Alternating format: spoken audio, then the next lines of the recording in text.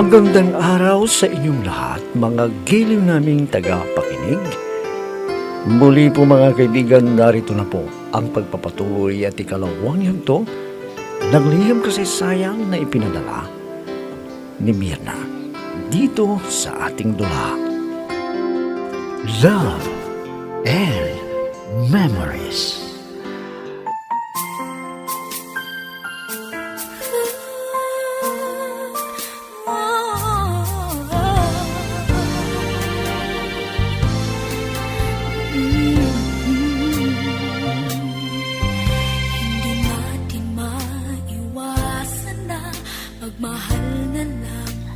Isa akong sales lady sa mall dahil hindi ako nakatapos sa kolehiyo. Minsan na hinintay ko ang kaibigan ko na bumili ng gamot sa parmasya ay may lumapit na pulis at tinanong ako at saka nagpakilala sa akin at kinukuha ang number ko, pero sinabi ko na wala akong cellphone. Kaya pumunta sa bahay namin, pero hindi niya ako nadatnan at sinabi na babalik siya sa bahay namin. At minsan, nang pauwi na ako sa bahay, ay ginabi ako.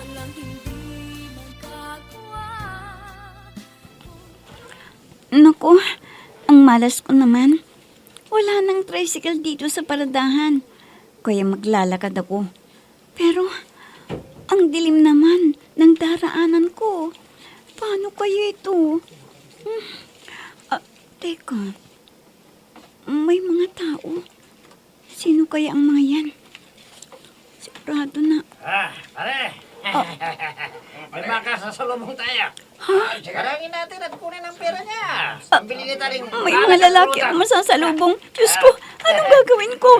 Tatakbo ako at babalik sa kasamahan ko. Habulin natin! Naku, Hoy, bilisan niyo! hinahabol nila ako. Anong gagawin ko? Tulong! Bumalik Tulong! Tulong!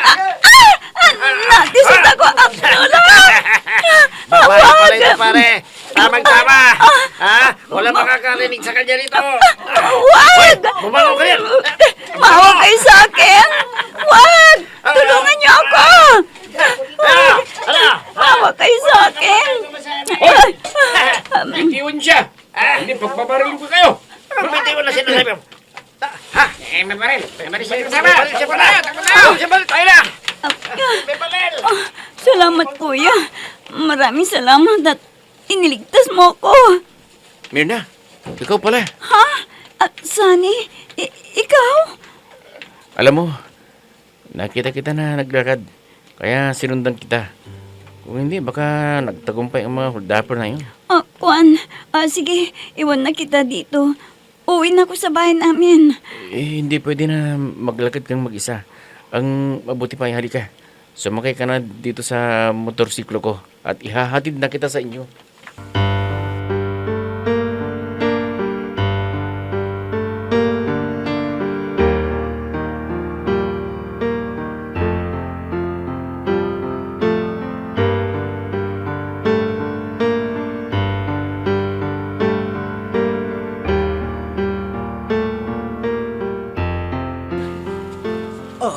Anak, bakit ganyan ang itsura mo? Parang takot na takot ka. Ano bang nangyari sa'yo, ha? Naku, inay, muntik na akong mapahamak. Dahil naglakad ako pauwi, ay hinarang po ako ng mga lalaki at gusto nila akong pagsamantalahan. Diyos ko! At sino naman ang tumulong sa'yo para hindi sila magtagumpay? Buti na lang at nakita ko ni Sunny na pulis. Sinundan niya ako. Kaya tamang-tama ang dating niya nang harangin ako ng mga lasing na Ay, lalaki. naku, salamat naman sa Diyos at nailigtas ka sa mga masasamang tao. Kundi baka kung ano nang nangyari sa iyo, anak. Oo nga po eh. Kaya nagpapasalamat po ako kay Sunny. At saka inihatid niya ako dito sa ating lugar. Kaya nakauwi ako ng ligtas. Tingnan mo yan, anak. Yung kinaiinisan mong tao at iniiwasan mo, siya pa ang nagligtas sa iyo sa kapahabakan. Opo, inay. Kaya utang na loob ko sa kanya ang pagliligtas niya sa akin. Naku, kung hindi siya pumunta doon, ewan ko lang, baka nagtagumpay ang mga masasamang tao sa akin. na kaya ang aking inspirasyon sa aking kantang ginagawa hanggang ngayon. Mabibigyan pa kaya ng pagkakataon? Alam mo, Donato, buntik na palang mapahamak si Mirna nung pauwi dito sa bahay. Hinarang daw siya ng mga lasinggero. Ano? May humarang kay Mirna ng mga lasing ka mo. Oo, buti na lang kamo at nagkataon daw na dumaan yung pulis at inihatid siya dito sa atin. Kung hindi, sigurado may masamang nangyari na kay Mirna. Ang mga walang hiyang yun. Babae lang ang kaya nilang harangan. Oo nga hindi sila maghanap buhay, kundi ang gumawa ng masama ang kanilang ginagawa sa kanilang kapwa-tao. Sabi ko na nga ba, na delikado kung gabi siya umuwi. Kaya dapat na may sumundo sa kanya kapag uwian na ng gabi. Sana, para hindi na maulit yung nangyari sa kanya.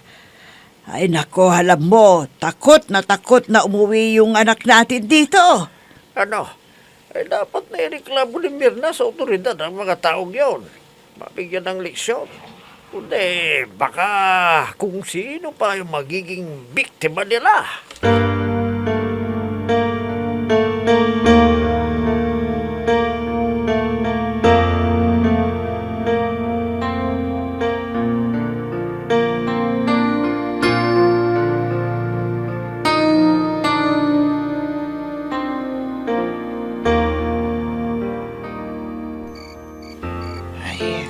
Hindi pa ako makatulog. Naiisip ko pa yung nangyari kay Mirna. Paano kung walang nakakita sa kanya? Siguradong naghahasa na yung anak namin. Wag! Huwag po kayo sa Si Mirna sumisigaw. Teka nga, titignan ko. Mirna anak! Bakit ka sumisigaw? Ano bang nangyari sa'yo, ha? Huwag kayong lalapit sa akin. Wag! Nananaginip siya. Hoy, Mirna! Kumising ka! Anak, kumising ka, hoy! Mawag Anak, sa akin. kumising ka! Wag! Anak! Wag!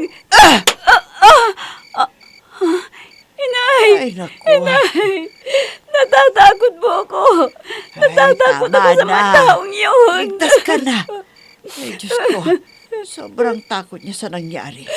Ang mabuti pa, dalhin ka na namin ng itay mo sa albularyo para matawas ka at maalis yung takot mo.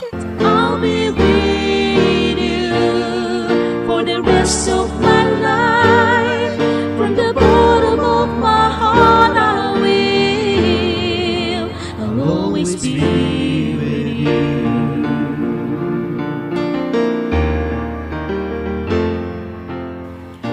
Ano ka mo? Munti ka nang ma-hold up kagabi? Oo, friend. Natakot ako talaga sa tatlong lalaking yun. Tumakbo ako, pero naabutan nila ako eh. At yung isang lalaki ay nagka-interes sa akin agad. At gusto niya akong halayin. Ano? At sino ang sumaklulo sa'yo? May mga tanod ba na nagro-ronda? Hindi sila, kundi si Sunny na pulis. Buti na lang at nakita niya ako at sinundan.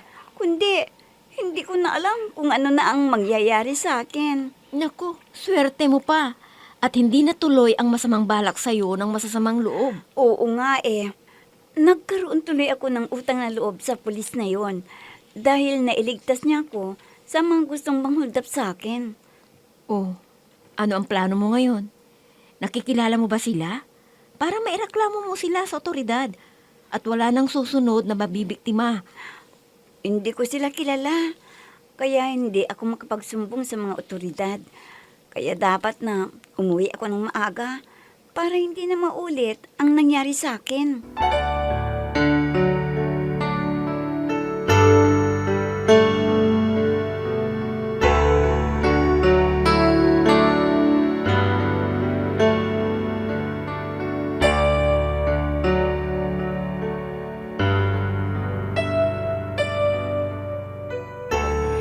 Mabuti na lang at linggo ngayon.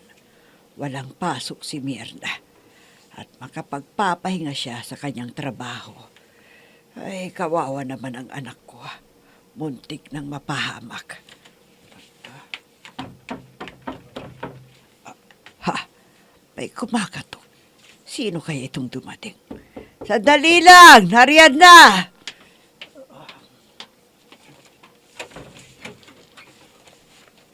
Magandang gabi po sa inyo, Aling Belen. Nandito po ba si Myrna? Ha? Opo, sir. Sige po. Pumasok muna kayo at maupo. Salamat po, Aling Belen. Pero saan na lang tawag ninyo sa akin dahil hindi naman po ako naka-duty. Ganun ba? O sige, hintayin mo na lang dito sa sala at tatawagin ko sandali yung anak ko. Opo, Aling Belen. Salamat po sa inyo. Minsan ng isang simpleng ngiti ay mayroong dala, isang tapat na hangarin at pangakong dakila. Hindi man ito pinapansin, minsan Ano? Nandyan si Sunny at gusto niya akong makausap, inay? Oo, anak. Kaya lumabas ka muna dito sa kwarto mo para makapag-usap kayo. Pero inay, baka kung ano nang sasabihin sa akin eh. At samantalin niya ang pagkakataon na may utang na loob ako sa kanya. Oo, anak. Kaya lang, may respeto siya sa iyo. Kaya dinalaw ka dito sa bahay. Kaysa kausapin ka pa sa labas. Sige na, lumabas ka na at kausapin mo siya. Opo, inay. Sabihin ninyo, sandali lang. At magbibis po ako dahil matutulog na sana ako eh. Di sabihin mo na hindi ka pwedeng magpuyat dahil may pasok ka bukas. Opo, inay. Sabihin niyo na lalabas na ako para may kausap siya doon sa salas habang naghihintay sa akin. I'll be with you for the rest of my life. From the bottom of my heart, I will. I'll always be with you.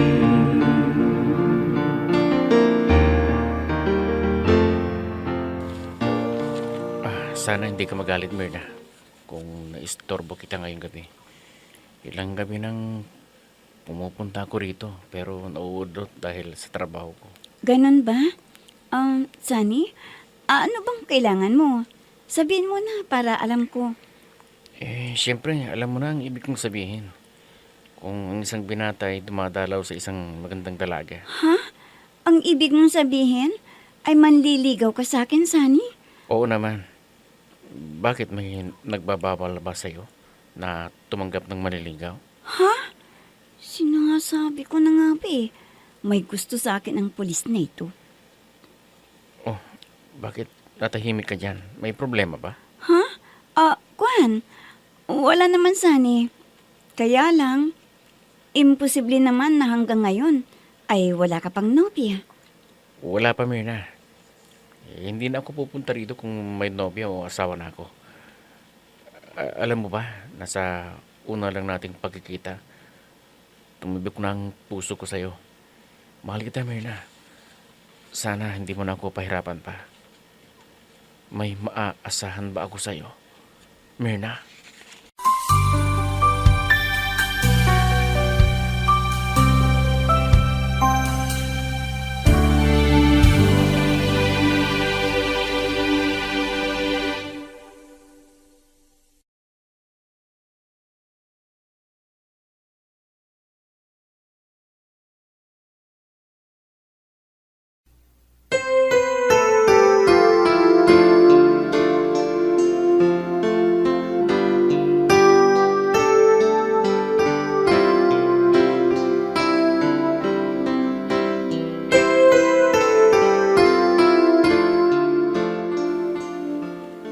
Belen, may bisita si Mirna.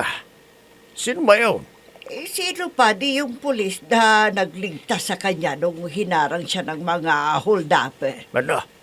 Aba, dumalo ka, Mirna. Ibig sabihin niya nanliligaw sa ating anak. Ganun ba? Oo, pero ang sabi naman sa akin ni Mirna, ayaw niya sa pulis na yan. Oh, tingnan mo. Ang bilis ng luko naman, ano? Hinawakan ka agad ng kamay ni Mirna. Ayun, no? Nako, Belen. Baka lukuhin lang yung anak natin. Nako, malilintikan sa akin ng Sandali, pulis na bakit yan. nasabi mo yan, ha? May alam ka ba sa pagkatao ng pulis na yan na nanliligaw sa anak natin? Wala naman, kaya lang, tingnan mo yung mga kilos niya. Nako, kabisado ko ng mga ganyang klase. Sa galawan ng mga lalaki sa isang babae. Para maakit lang yung isang babae sa kanya. Ang ibig bang sabihin yan may asawa na yan? At gustong gawing kabit ang anak natin, ganun ba? Ha? Donato?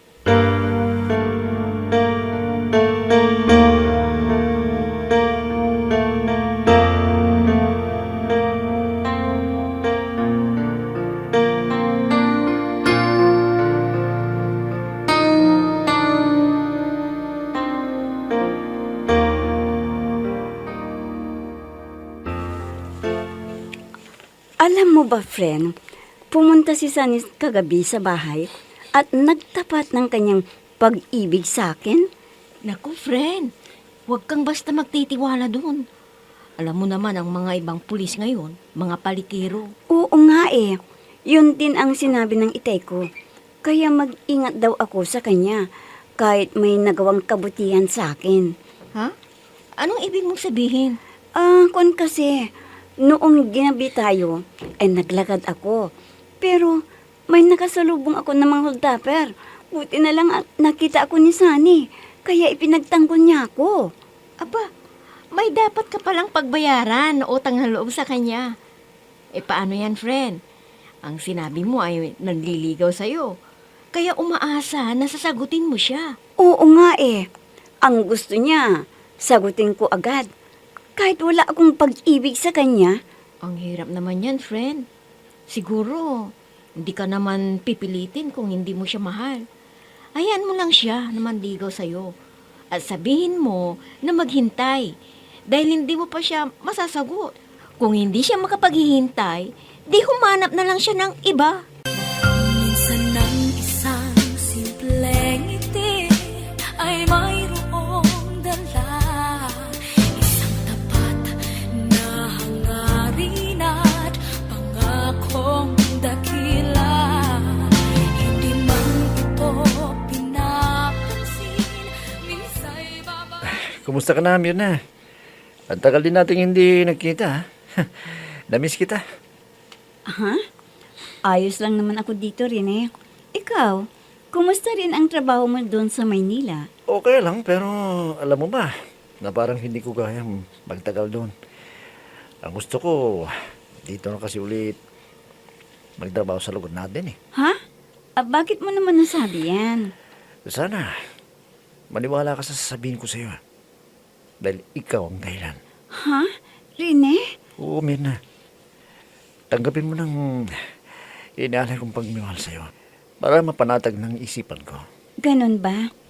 Alam mo, may pulis na nanliligaw sa akin at ayaw ko ng ugali niya. Kaya, di na ako papayag na dalawin niya ako uli. Dahil, may tiwala ako sa iyo rin eh. Kaya, sige, oo na.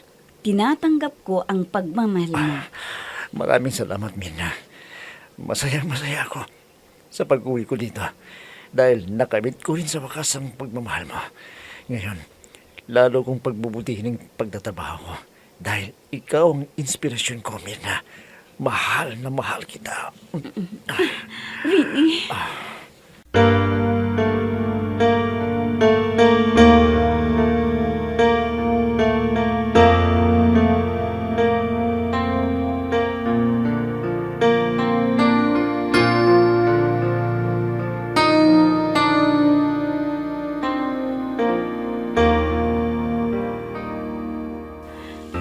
Mabuti naman at nandito na ako sa paradahan.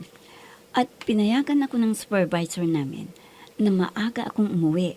Pero maaga rin akong papasok.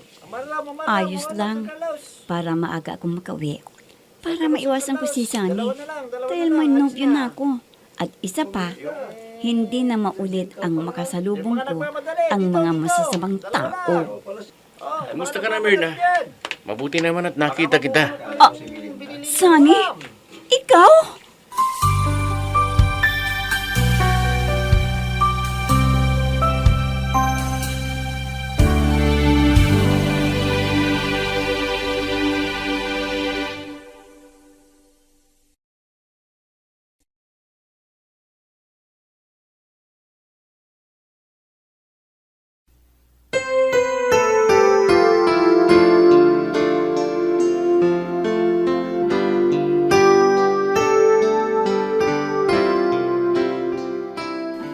Ano kaya ang gagawin ni Mirna sa pagkakataong yun?